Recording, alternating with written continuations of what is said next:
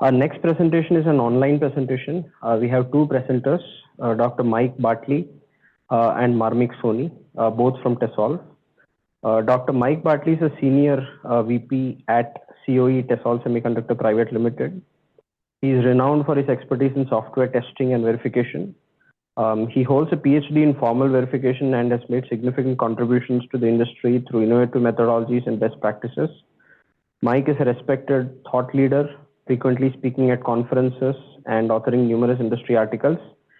His work has greatly influenced the reliability and quality of software systems. Marmik, who is the co-presenter along with Mike, works as a design lead at TESOL, and he's an expert in applied GenAI in semiconductor domain. Thanks, Mike and Marmik, for taking your time for this. Over to you. Thank you.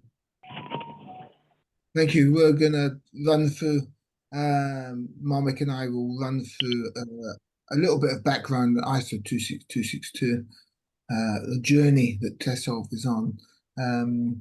But we're going to focus on how we've applied generative AI techniques to try and make the adoption of our ISO 26262 practices better quality and more efficient. Because it can be an expensive process, so we've tried to make it less expensive through the adoption of GenAI. Okay, next slide, please. Okay, here's what we're going to cover. We'll talk a little bit about ISO 26262. Obviously, the previous speakers spoke a lot about this. And the challenges, again, that's what the previous speaker covered a lot of this, so we won't go into too much detail on that.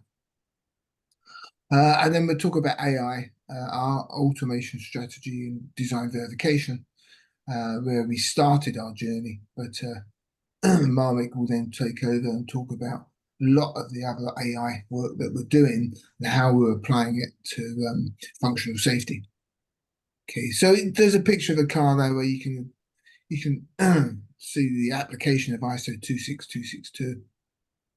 ASIL is the safety integrity level, and basically A is the lowest and D is the highest. In other words, for ASIL D, we have to do a lot more safety work to demonstrate that the particular chip or the particular electronic system that you're using is much more safe, and the checks are much more stringent when we get down to the ASIL D level, and you can see why there on the ASIL D there is applying, as you can see, to the power steering and the braking systems, and they're two key things that could create accidents with multiple lives at risk if they weren't working. But you'll see that ASIL A is rear lights. It's dangerous if they don't work, but it's probably not life-threatening. The brake lights are ASIL B. They're considered a little bit more important because you want to indicate if you're braking or not. And then you can see various cameras and radar controls at ASIL B, because they're feeding into our ADAS system. Our ADAS is the assisted driver system, which a lot of companies now are putting into their automotive cars to help with the driver of autonomous driving. Okay, so you can see there how ASIL B would apply to the whole car, and it would be ISO 26262 would apply to the whole car at various levels of safety integrity. Okay, Mark, so we move on. Next one, please. Okay, Abby's talked about that. Okay, next one, please. Okay, so the challenges that, and just to give you a bit of background here, TESOL is on an ISO 26262 compliance journey. TESOL provides services in test, so that's post-silicon test, as well as pre-silicon design. We also do embedded products and embedded software and PCB. And so if you look at the ISO 262 standard, there's a number of chapters in there broken down into systems, software, hardware, for example.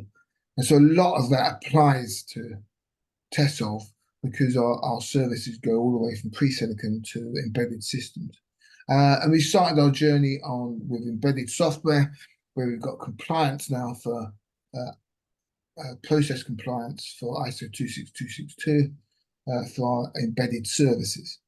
And now we're trying to extend that to our pre-silicon design flow as well.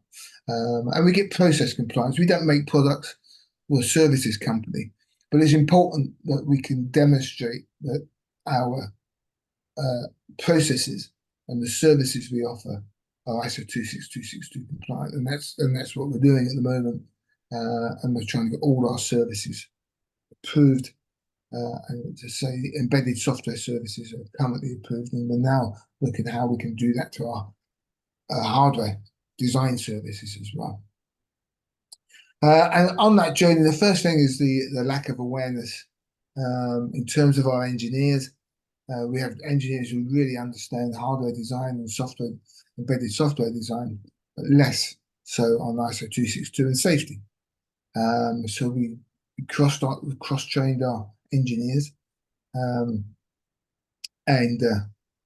they all went through that training, and that increased the awareness within the team who are going to be doing the work.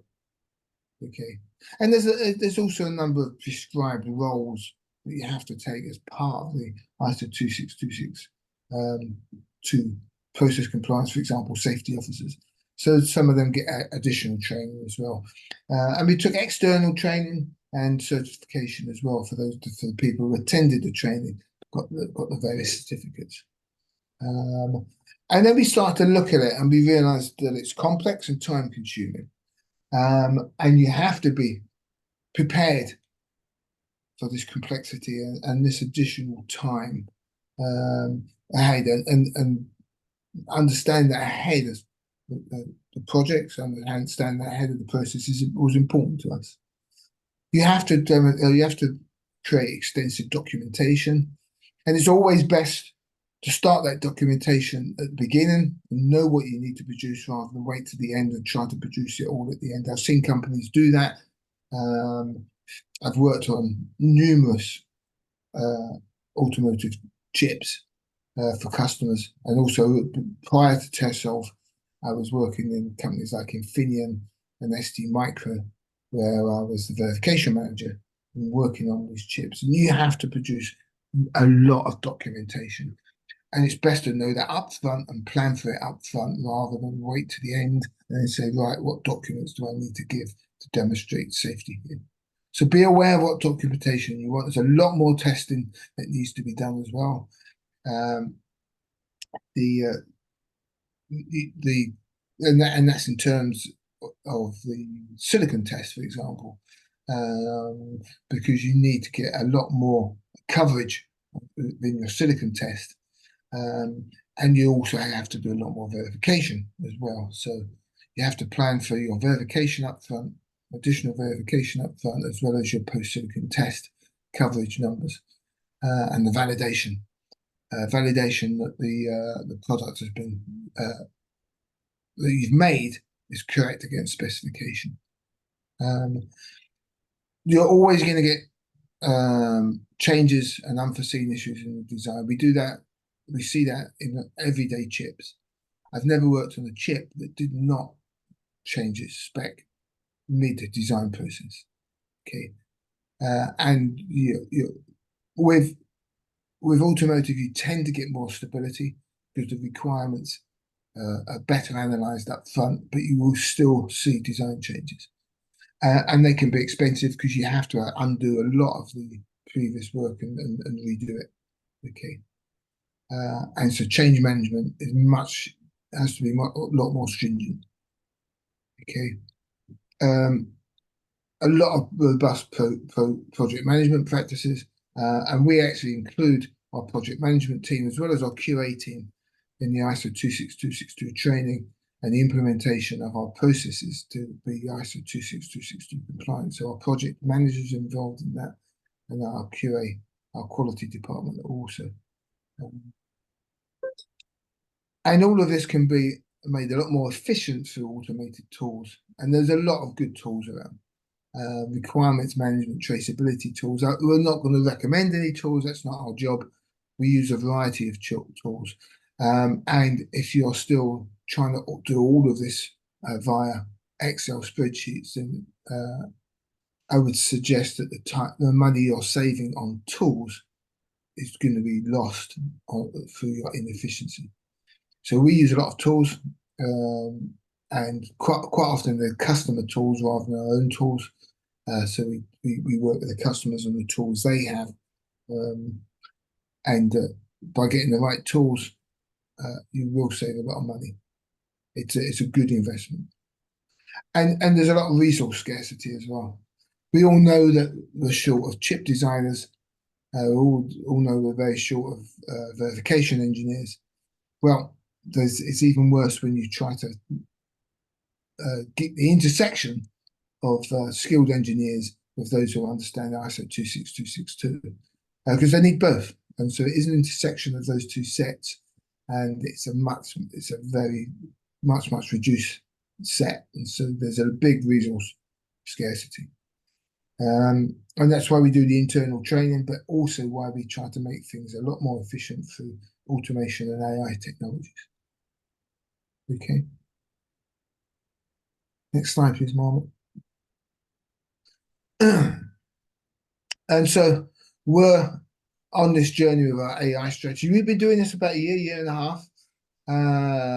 As a service company, you could imagine AI as being a sort of existential threat, in that any services we provide could be provided by AI. That's not the case at the moment. And what we're doing is embracing AI to see how it can make us more efficient and actually a lot more competitive.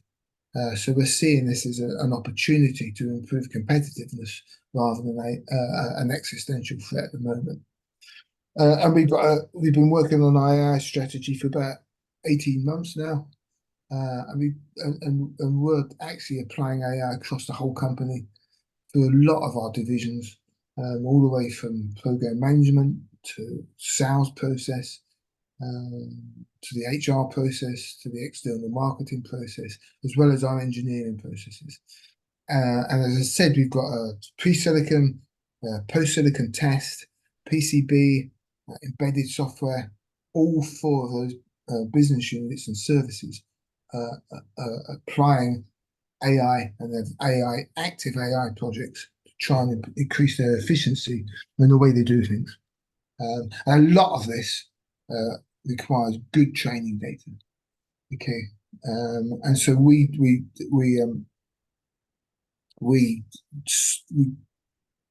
put that training data into a good format.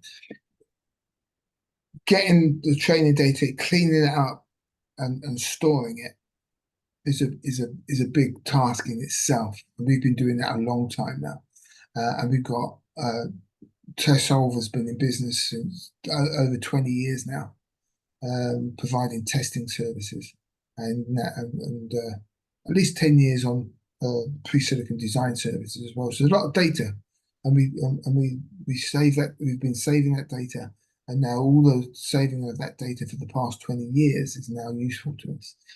And we cleaned it up, and we structured it, and we put it into databases, which allows us to train a lot of our AI, our machine learning models. Okay. What we've also found, and a lot of this you'll find with generative AI, is that you need a lot of good user prompts. There's even talk about prompt engineering, but we've got when we train a model, we tend to record the user prompts. Okay, so we can replay them. Okay, and we then got automated test data to validate any model that we produce, and then that allows us to start producing results. So we do a lot of analysis on that training data. We look for bias on that training data, and we make sure that training data is clean. Any bias in the training data is going to lead to bias in the model. So we measured bias on the training data, and we measure bias on the results, and we've got automated test data to validate any model. And we apply that process rigidly, because that allows us to update any model very quickly. Okay, so if we got an untrained, and we did this recently, I think there was quite recently there was an update to ChatGPT or GenAI, went from version 3 to version 4. I can't remember the exact versions, it doesn't matter. What we were able to do is take what we had on the previous version and apply it to the new version. And within a day, we had a trained model on the new version. We noticed the new version was actually much, much improved than the previous version. So ChatGPT had done a good job of their tool. And we are able to leverage that within a day and get a better model, giving us better results. And so this whole infrastructure we've put in place is very important to us. Okay. And we had just go back, please, Mark. There's a lot of security based in that as well. One thing you need to be aware of is that if you make your model public or somehow visible to clients, or they can try to get back some of your training data. So they can basically reverse engineer models to try and get training data. So you have to be very careful about security of the model as well as that training data. The training data, a lot of people say it's the new oil for the AI. It can be monetized. Training data can be monetized, so you should see it as an asset and protect it. And also those models can be monetized as well as reversed engineered to get back to your training data. Okay, so that's the structure we put in place. It works very, very well. Okay. Currently, our validation, as I say, you see there is some of it's automated, some of it's manual. But so, for example, typically when you've got training data, you'll split that in 80-20 and do training and testing. But what we want to do then is validate the model, and is it giving the right answers as to what we'd expect. At the moment, there's a lot of manual in that, and we're trying to automate that process. Next step, please, Mark. Okay, and here, this is what we presented at DVCon 2023. This is and we've applied. I said we've applied this across the company to the various divisions and the 4 business units we've got. This is what we did in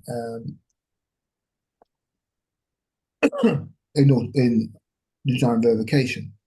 So we follow across the top there. You can see requirement specification, feature list, coverage plan, test bench agents. So we're very UVM based. We've got our test bench agents, our test assertions, constraints, and generate coverage data. And at the front end of the process, we tend to take those requirements, those specifications, apply GenAI to get the feature list. And so what we're able to do through GenAI is basically feed it documents. At the moment, a lot of them in PDF. So we feed GenAI the PDF. We've got a set of prompts that we've recorded previously, and we can feed the GenAI that. We end up with the feature list. And those are the features that we want to verify. Okay. And we can do that automated now. We think our efficiency on that is very, very high. From there, from that feature list, we are then able to generate a coverage plan, again, using GenAI. And when I say efficiency here, we're talking probably a 90% saving on some of these areas for our GenAI process. Okay. We have used GenAI to generate test benches. We haven't found it up to the mark yet for generating complex UVM test benches. So we were automating that through Python. Basically, we're using Python. So basically, if you give it a design and an interface, system Verilog design, system Verilog interface, we're able now to generate pretty quickly most of the a fully compliant UVM test benching system Verilog that will simulate immediately. Okay, so again, there's probably a good 80–90% saving there as well. And that will generate tests for us as well. And then at the end there, you can see that we're going to go back to GenAI to generate some assertions, generate some constraints to try and hit the corner cases. What we've noticed though is that if you really want to get full coverage sign-off, that's still what we think is beyond GenAI. There's a lot of various machine learning techniques for that, which we apply, neural networks, random forest, etc. We're using that to try to close coverage. Any design verification engineer will know closing the last 10% is hard.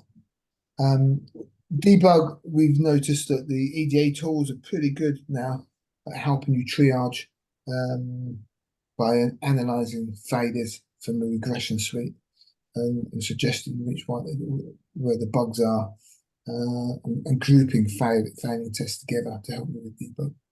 So this is our journey, and we've successfully applied this and presented on this. Next slide, please. Okay. And now what we're doing now, and what Marmik is in charge of really is on this adoption of AI now within ASIL 26262. So I hand over to you, okay, Marmik? Thank you, Mike. Thank you, Mike, for setting the context. Good afternoon, everyone. We'll be talking about mostly the functional safety use cases where AI can play a role, and some of the outcomes I'll be showing where simple use cases I have mentioned in this presentation to speak about that. So when we started, when Mike and us, we started talking about how AI can be helpful to the various tasks, engineering tasks. So over there, the major three categories or major four categories we have figured out. So some of the tools we can take help of AI to do some computation without help of those tools, and we can migrate to our internal AI implementation on doing some of the tasks related to functional safety and verification. So in some of the cases, like suppose co-pilots are quite popular these days. So some of the cases, similar assistants we have created. The supportive assistance kind of role can be played by AI design, co-pilots designed with the help of AI. Some human-like support, some mentoring or some knowledge sharing or some guidance can be given by the AI chatbot. So that can be considered as human-like support being given. And now we are in the fourth stage where we are talking about the AI tools, AI and automation tools getting designed. Like for example, AI agents we are using. So I'll be taking you through those use cases very quickly. The first one Mike has covered graciously in the previous slide. I'm not talking about that. So the human-like support that we talked about is like helping new engineers to adapt to FUSA, functional safety, with different terminologies, question answers, definitions, summary, etc. So this few of the use cases I have covered for this category. Those are being called training bots on functional safety. We are also taking help of AI on the process part. So these are the service has given beautiful introduction to most of the terminologies like ASIL, HARA, requirement management. So this process is where we can take help of AI. So I have covered very basic and simple use cases in this presentation. There we are trying to get help of AI for this particular process. For the quality team, we are also having bot design for finding out the coding guidelines. Suppose, for example, certain information is required by the project team where the information is lying in our quality database. So those internal documentation, internal guidelines we are having from quality team that we are using, where we are using AI to make it quite simpler, effective, and quicker for both the team, quality team as well as the project team. So there we are using it right now extensively. Also, some of the tools and use cases that we are taking on with the help of AI and automation, there we are there I'll be showing you one of the latest project that we are working on right now. That is the digital twin of car for customer as well as the service station. From the different data, how it can be useful, how AI can be useful for this kind of application. So that also will be looking at quickly. Okay, so Mike was talking about the specification and the features getting extracted from that and helping the AI is helping on the generating the verification plans. Over there, this is very basic example of FIFO, where we are giving the specification to the AI tool. I just want to let you know that wherever you are seeing this kind of stars, which is representing the step or process where we are taking help of AI. So some of the slides I'll be talking about the particular topic terminology and related to functional safety. And in this next slide, I'll be putting the use case where you will be seeing this symbol. So you'll have to understand that on that step, we are taking the help of AI. So for this particular specification analysis, we are using AI model trained internally at Resolve. So by giving the specification, we are getting the required information. Suppose, for example, we want to list out all the pins and all the pin description, the pin types we want to have, what is the size of those design pins. So those things we have covered here with the help of AI. Similarly, what important features are to be verified in the design. So that information we are also getting with the help of AI very quickly. So a lot of time saving and effort saving is there. The engineering effort required to create the feature extraction register details getting extracted, all those things are getting a lot of time saving in the process.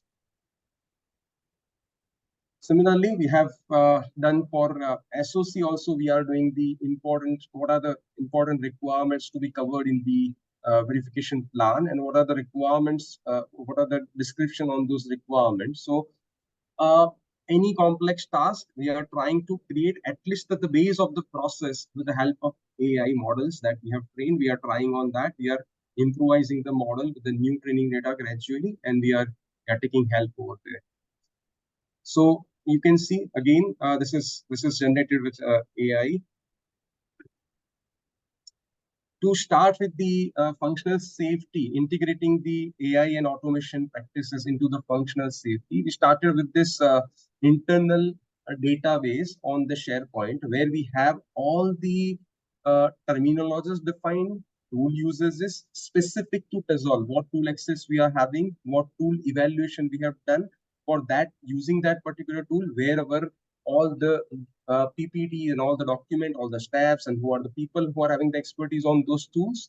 Then after the how to access those tools, what are the options for doing that process, like multiple tool vendors or open source, what can be the options on that functional safety tab that we have started, that we created a huge database related to functional safety, and we are calling it as FUSA AI Center. So it is Resolve Functional Safety Center. So that we started making. Also, we logged all the training material, project details, and the agenda over here for doing all this thing at a common place was using the generative AI over this database. And also the AI agents for particular tasks, we want to use AI, not the generative AI, but AI tools that we are developing internally. So for that processes, we started with this FUSA AI Center. That was our initial initiative where we integrated AI. So yeah, this is about automotive safety integrity level. Mike has already introduced on this, talked about this. So it is risk classification system defined for functional safety standard for road vehicles. So from the HARA analysis, we are doing for each of the requirements, suppose airbag or brake, such kind of critical things we are talking about. And the use case given to you is it is highway and the car speed is 100 kilometer. It is rainy season. So, and the probability of suppose, for example, getting the brake failure.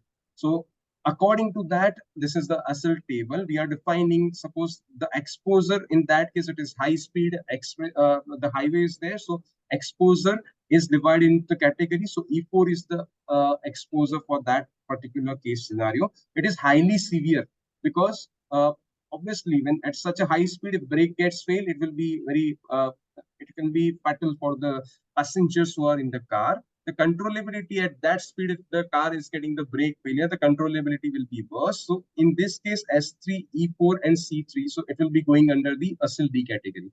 So I just wanted to brief that ASIL A is the less critical kind of ASIL tagging, and the D is the safety integrity level, which is highly crucial. For example, brake, for example, the airbags getting failed. So those kind of component systems, subsystems will be considered as ASIL D.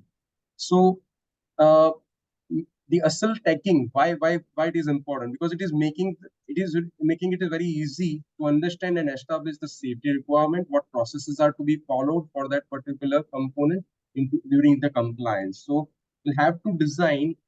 We have seen the ASIL, the different matrices that in the earlier presentation we have seen the different matrices for the ABCD category. So we'll have to follow the strict compliance percentage in those matrices, LPF and SPF. So there it will be getting strictly followed actually.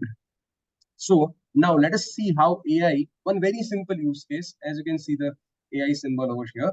So very simple use case, the same brake failure scenario with the speed, with the environment that it is a night and it is a rainy road. So, and the speed I have mentioned. So I have tried taking the base of this ASIL determination with the help of AI. So you can see over here, all these three parameters on which the ASIL is defined: severity, exposure, controllability. It is explaining why it is light threatening, why it is S3 category. So that description is there. And according to this three, S3, E4, and C3, we are also getting the ASIL level getting determined for the system. So this you can see TESOL FUSA AI expert. So this is trained on our internal data. This is trained on our internal practices. All the AI center that I have shown you for FUSA, from that training data, this has been trained. So it is at least creating very good basic reference to determine the ASIL determination, to do the ASIL determination. ASIL decomposition. So many times when we have the complex requirements, suppose airbag controller, where the safety is highly critical, so we are putting it in ASIL D. Now, to make it, as we already know, we have talked about the challenges in both the presentations. So tools, the requirement, traceability, and the resources, all those challenges are making it difficult at times for for meeting this ASIL D requirement. So what the standard says, what is the option with that? So it is ASIL decomposition is the process which allows the distribution of safety requirement across multiple redundant components or subsystems. So over here, one example that we can see is airbag control system. It is ASIL D category in our case. So it is made up of this two of the subsystems. So collision detection system and airbag deployment control system. So for that, we can break down this requirement ASIL D into ASIL B, ASIL B category. So you can see in this diagram, you can see ASIL D, it can be broken down in two of the subsystems with ASIL B category. Now the immediate question can be there, what is the benefit of doing this? So for that, I have taken in the next slide, the use case where I'm using AI to tell me that why we want to do ASIL decomposition. So you can see into our AI functional safety AI expert, TESOL AI expert, we are just asking simple, I have kept very simple use cases, very simple base prompt. Explain each point in line where what are the advantages of ASIL decomposition process. You can see cost reduction. Definitely, when we are talking about ASIL B, the requirement is becoming a little less stricter. So it is reducing the cost. It is safety enhancement is happening by creating the redundant system. We can add the safety enhancement over there and the design flexibility. So it gives us a little margin of error here and there. When we are decomposing the ASIL tailoring, we are doing with the help of ASIL decomposition. So for the hazard and risk assessment, this is also one of the key terminology that is in focus when we talk about functional safety.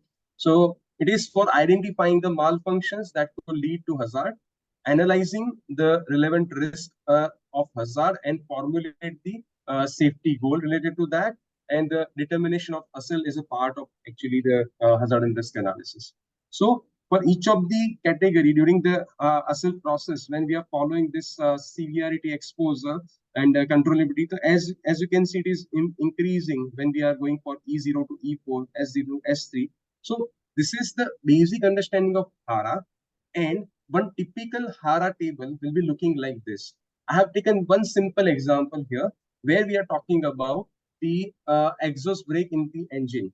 So what is the guide word for that in our documentation? What is the hazard, actual hazard? So unwanted engine brake torque is applied spontaneously. So suddenly the engine brake is applied, engine torque brake is applied. So in that situation, what can be the hazardous event? So these are all the entries for the HARA analysis. So engine brake is applied, locking the wheels when driving on a covered road, and the road situation is wet. Remember, ISO functional safety, ISO 26262 functional safety is also talking about the environment around the vehicle.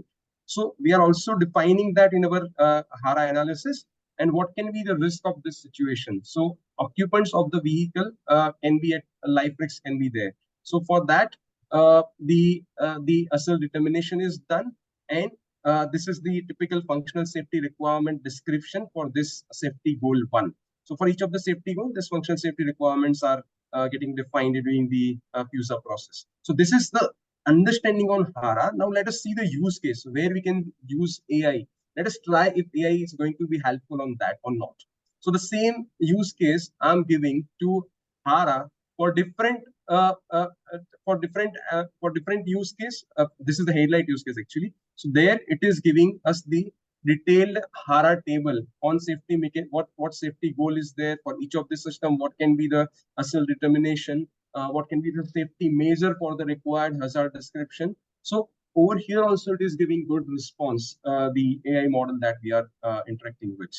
The next topic is safety mechanism. So design element or function that does the detection, indication, or reaction during the time of fault or failure is called to achieve and maintain a safe state of the system. This process is called a safety mechanism. So few of the important methods for doing this.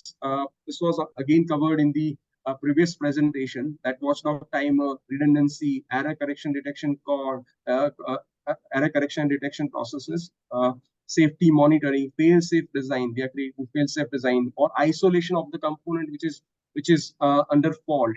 So this kind of few of the methods are there for the safety mechanism. So this is the intro of safety mechanism. Now let us see how AI can be helpful in this. So the use cases, generating the safety mechanism detail with the help of AI. So give me very short answer on safety mechanism for the SOC. So these are the top 5 SOC components where the safety mechanism can be like this. The top suggestions on the safety mechanisms are listed in this table. Let us see one more example. What is the safety mechanism required for PLL in my design? So all the redundancy, the self-checking test, the frequency monitoring, the lock detection, all these things are the safety mechanism suggestions for the PLL component. So this again here, the AI model is getting helpful. Requirement management and traceability throughout the popular V chart that we know, we process, where we design and we do the validation and verification of the particular complete cycle of the functional safety. So the ability to trace a requirement forward or backward is whenever there is some problem identified, the root cause can be in the previous process and what impact will be there on the next process. Both of that will be required to be managed. So over there, the requirement management is getting very important. So what we can, how we can take help of AI in this process. So please brief me on the RTL coding guideline. So there are documents created by our TESOL quality team. So we have created the quality Genie AI model for AI chatbot for the project engineers who are working on the VLSI processes. So all these things that you are seeing are our internal process. What should be the naming convention? What should be the what should be the identification practices being followed by the programmer? How to put the comments in our coding, sensitivity list, how to handle that. So all these suggestions are being given from our internal guideline document. The list is still on. It is not ending over here at 5. So our internal quality team has defined the guidelines and documents. So we have created the bot using that also. And we have so it is internal, it is not generic data. It is in the bracket you can see the references are also given. So that is our quality management system. Internally, those documents are being referred for each of the things. So someone wants to, as we know, there is always always a chance of uncertainty on the how reliable the data is. So to make sure that it is giving us the correct required information and it is not making up the answer or it is not hallucinating, for that purpose, we are also mentioning the references from which the information is getting generated. So for requirement management also and compliance also, we are using AI. We are doing the experiments with AI right now. So which document has the explanation of IP functional safety compliance? So I've tried the similar question on the other different parts of functional safety, 12 parts, where I'll be finding this information. So when someone is new to the functional safety standard, so there are, as we know, there are 12 standard, the huge PDFs are there. So someone wants the specific information on the particular functional safety related topic, then they can directly ask, like, tell me where this information I'll be getting. Even it can give the specific page number also if we ask the question with the proper prompt. So where I can find the RTL guidelines. So earlier it was giving the RTL guidelines. Similarly, for our particular project, this is not the project specific data I'm showing right now. This is general data on the guideline. But we want to find out this. Then again, our trained AI model on TESOL data, it is giving the answer that this is available in so and so document, and the same document you can find on this particular link. So this is where we are again relying on AI. So fault tree analysis, this was also mentioned earlier. It is a graphical tool for exploring the causes of the system level failure. So top-down approach we are following for the fault tree analysis.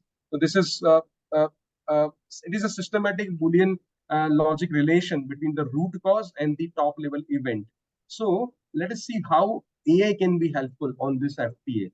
So I have given the detailed prompt on what is the situation and what is the component at the top level, what event we are talking about. And from that detailed prompt, it gave me the detail on the FTA level 1, level 2, level 3 details. And also, when we are talking about level 3, it is again giving us the root cause analysis of why it is happening. Suppose damaged brake line is the level 3 item, and over there the reason for that particular problem can be the corrosion or physical wear and tear. So now the thing is, when we are having this information available, can we automate something to create the FTA tree without any tool? Yeah, we are trying on that, and we are using this generated data with the help of Python script. We are able to get the primary fault tree analysis also. So there, such kind of applications, we are putting it in the category 4, where we have talked about the AI agent. So FMEA, again, a complex process where systematic step-by-step approach is required for identifying potential failure modes in product or processes, and also analyzing the effect of those failures, and from that prioritizing the action to mitigate the risk associated. So generally, the FMEA processes will be defined under this steps: scope defining, then after the failure mode identifying, what can be the effect of that, determining the root cause, calculating the RPN number, and recommended actions for that. This is generally what we understand about FMEA. The quick introduction on FMEA. Let us see what AI is, how AI is helping on this. So this is generated with the help of AI, where it is giving us the detailed calculation on severity, occurrence, detection. From these three numbers, we are finding out the risk priority number and what can be the recommended actions. So all this table that you are seeing right now for different items, it is done with the help of AI. So FMEA table. So at least the base, the model is right now. We are able to say that the models are right now, the model that we are using, the training data that we have used over there, and the prompting system that we have established, we are able to do at least the base level work with the help of FMEA. Definitely, engineers are validating it manually, but starting from scratch, and instead of that, it is becoming easier to take this input. Plus, for the beginner, for the newcomer to the project, it is giving a lot of clarity and insight. What is happening in the project? What was the work? What is the stage at this point? What work is done by the previous people? All those things, it is helping quite easily. So the last one, that the application of AI, creating the digital twin for the predictive analysis and diagnosis. So there we are right now doing when the impact is happening. Suppose the accident is happening, at that time the airbag is getting deployed. So our project right now, we are logging the audio and video from the car, live accident car audio and video we are logging with all the different sensors on the cloud, sensor data on the cloud. So audio, video, humidity, sensor outcome, temperature, tire pressure, speed, fuel efficiency, different sensor data. We are logging those data into the cloud live at the certain time interval. How this can be helpful? So it can be helpful in the predictive analysis as well as the diagnosis of the vehicle. Similarly, the other activities where we are doing the automation AI with different models is driver authentication from the facial features, the gesture detection from the driver, as well as the facial feature alert. Suppose for the long time the driver is having the closed eyes, then immediately the alert system will be intimating. So we are logging all this data in the cloud, but the interesting and important part, by logging that data, what magic we can do when we are using Gen AI. So the star is added over here. You can see it is giving the analysis on the driver behavior.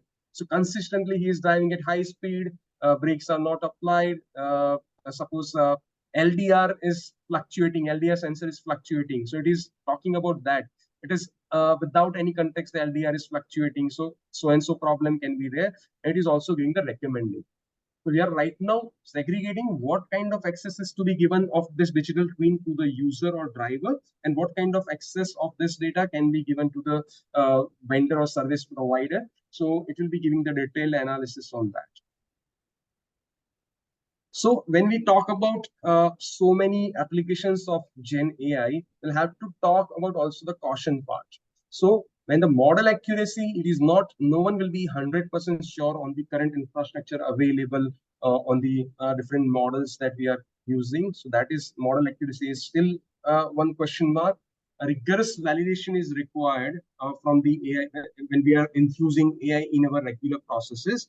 So still we are not completely replacing any at any point of time completely replacing the human effort. It's not the recommendation at this point.